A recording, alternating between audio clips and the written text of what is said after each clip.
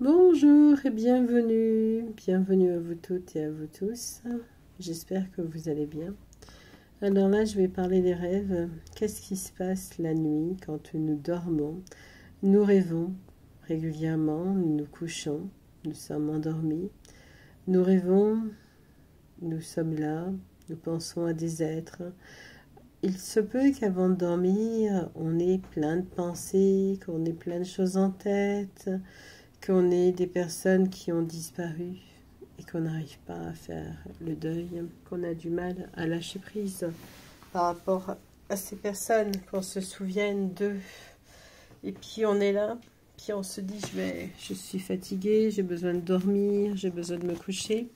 Et puis comme vous savez, il y a les phases du sommeil. Et puis on s'endort. Et puis on va faire des rêves. On ne sait pas trop les analyser soi-même, souvent. Puis on est là. Moi, je me souviens que j'étais à New York. Et puis, pourquoi New York? On était presque le 11 septembre, de nouveau, 22 ans après.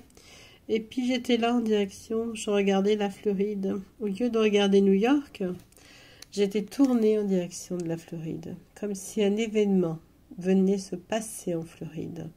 Je me souviens de cet événement.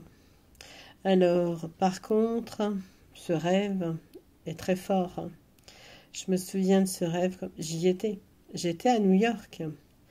Et je n'ai pas une vue où je vais voir vraiment ce qui se passe sur la Floride. Mais certainement que les informations venaient nous donner. Il peut y avoir des ouragans, il peut y avoir certaines choses qui vont arriver cet hiver. En tout cas, on me disait attention. Et j'étais à New York et je voyais par rapport à la Floride. Mon regard était tourné sur la Floride et non sur d'autres lieux des États-Unis. J'aurais pu être tourné vers la Californie ou quoi que ce soit. Non, non, j'étais sur New York. Bien entendu, c'était sur la Floride. Alors, soit il va se passer aussi quelque chose en Californie, parce que je n'ai pas voulu regarder la Californie. On m'a dit non, non, regarde la Floride. Voilà ce qu'on me disait. Donc, je n'ai pas vu les événements qui arrivaient exactement, mais j'ai vu quelque chose d'assez bizarre, d'assez étrange. Je dis bien étrange. Alors, bien entendu, ça peut être un rêve prémonitoire. Vous savez qu'il y a aussi les rêves prémonitoires. On peut faire des rêves subitement, avoir des avertissements où on nous dit il va se passer ça. J'ai beaucoup pensé au Maroc. J'étais en vacances à Rimini il y a de ça 15 jours maintenant. C'est ma deuxième semaine où je suis rentrée. Je suis rentrée dimanche, pas celui-là mais l'autre. Et je pensais beaucoup au Maroc. J'avais beaucoup de pensées pour le Maroc dans ma tête. Je pensais à Marrakech, je pensais énormément à cette ville.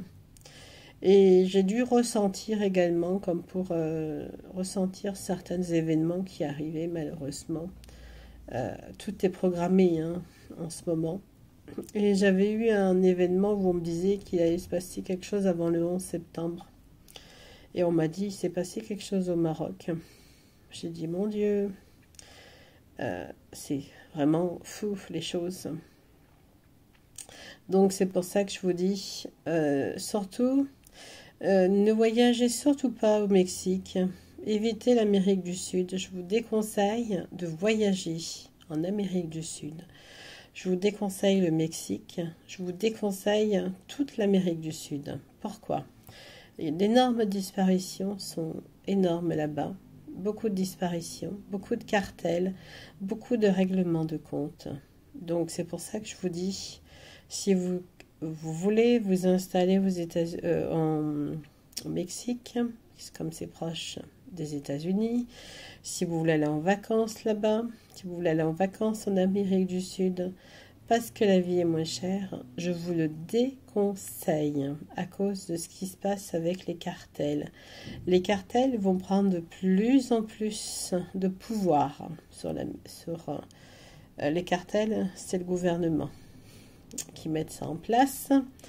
Donc je vous déconseille de vous retrouver dans ces pays. Le Panama est à proscrire, le Mexique est à proscrire, les Qatar et j'en passe, la Colombie aussi, Tous ces pays sont sous le régime cartel, trafiquant, sont sous un régime où vous pouvez recevoir une balle perdue, où on peut vous ôter la vie pour 3 francs 6 sous. Donc n'allez pas passer vos vacances et ne vous installez aucunement dans ces régions-là de pays. Je vous le déconseille, l'Amérique du Sud n'est pas conseillé du tout. Alors comme j'ai dit, bien entendu, je vous déconseille. Ça, on m'a montré de plus en plus d'actualité sur... L'Argentine reste assez tranquille dans un certain sens. Alors si vous êtes français, vous serez bien accueillis. Si vous êtes allemand, alors là, vous serez encore mieux accueillis. Mais n'allez surtout pas Mexique, Panama, Amérique du Sud. Évitez ces pays.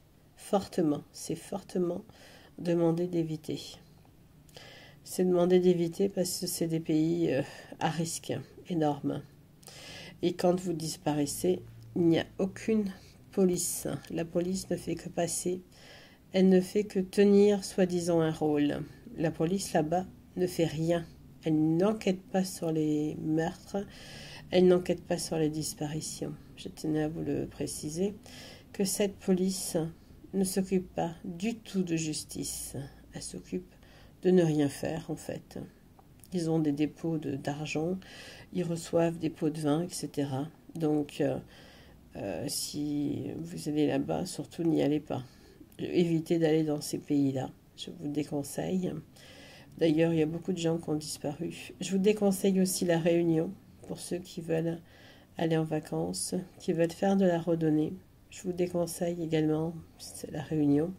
Totalement déconseillé par rapport à 300 disparitions par an à la Réunion. Je vous déconseille d'y aller. Si c'est pour faire surtout de la randonnée, n'y allez surtout pas. C'est très dangereux. C'est hyper dangereux. Donc, si vous restez dans l'agglomération, si vous restez autour de là où vous allez, ça va. Mais même, je vous déconseille. Je vous déconseille ces régions, ces villes, ces lieux. Alors bien entendu, si vous allez faire de la randonnée, n'y allez-y pas seul, allez-y avec une personne de confiance à qui vous avez totalement confiance. Et surtout, ne vous perdez pas de vue. Et allez-y en groupe. N'y allez pas juste à 2 personnes, c'est quand même assez risqué. Prenez un guide et puis allez-y à plusieurs personnes. Il est conseillé d'ailleurs de ne pas aller seul en randonnée. Parce que j'ai vu beaucoup de disparitions encore à venir par rapport à des randonnées. D'ailleurs, qui a envie de marcher 7 heures dans des talus? Moi, personnellement, même pas 1 heure. Hein, ça me donne pas envie. Donc, je vous déconseille d'aller à La Réunion, d'aller en Amérique du Sud, d'aller au Mexique. Je vous déconseille pas mal d'endroits de cette planète qui reste assez dangereux, où on entend des choses, des faits divers. Écoutez ce que votre petite voix intérieure, écoutez ce qu'on vous dit. Si vous n'avez une personne que vous rencontrez, qu'on vous dit que c'est le guide et que vous ne sentez pas, annulez de suite. N'y allez pas. Autant annuler que de se mettre en danger. De toute façon, même la police à La Réunion ne fait rien. Elle n'enquête pas réellement. Elle ne fait que du pipeau aussi. Voilà. À La Réunion, ils n'ont pas réussi à trouver les disparus, donc... ou à trouver ce qui s'est passé, etc. Donc, tout est, malheureusement... Si vous avez des enfants, surveillez-les. Ce n'est pas les enfants du voisin, c'est vos enfants. C'est à vous de les surveiller, c'est pas aux autres. Ne mettez pas votre charge de travail de vos enfants à d'autres personnes. Surveillez vos propres enfants, ça c'est important. Voilà, je vous dis à bientôt. Bonne journée, au revoir.